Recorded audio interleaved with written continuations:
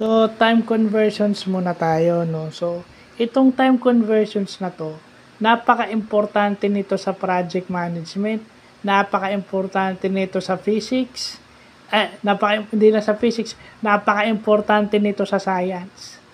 Because yung fundamental unit ng time is second. Alam na natin yan. Pag time, seconds talaga yan. So, napaka-importante yan. Importante yan sa science, importante yan sa project management. Swerte ako, at nung high school pa lang ako, high school, mula kay Sir Dubaw hanggang kay Sir Randy Solis sa physics, napag-aaralan ko to, at nga kay Sir Alfred, college na ako, kay Mrs. Mobo, sumalangit nawa, ayan. ayan siya. So, naturuan ako nito high school, college, no. But inano ko lang, no. Nire-recall ko lang yung iba kasi napag-aralan ko na. Yung iba hindi naman na ituro, yung importante lang, but ngayon dinadagdagan natin. So, ang nakuha natin example is yung pinakabago sa akin. Ang isang linggo pala, ang 1 week is merong 168 hours. So, kung alam mo yung ano na yun at ang binigay sa iyo sa project documentation is in terms of hours, ilang weeks yun? Timbawa, di ba? Example ko, 10 weeks. Ilang hours yung 10 weeks?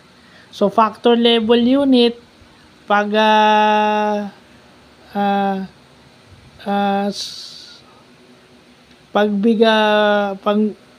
parang big to small is multiply, big to small, ita-times mo lang siya.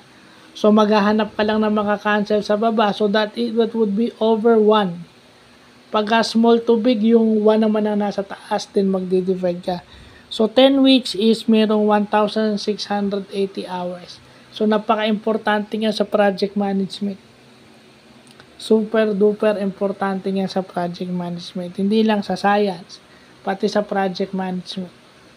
So, ito sa science at sa project management, lalo na dun sa IT.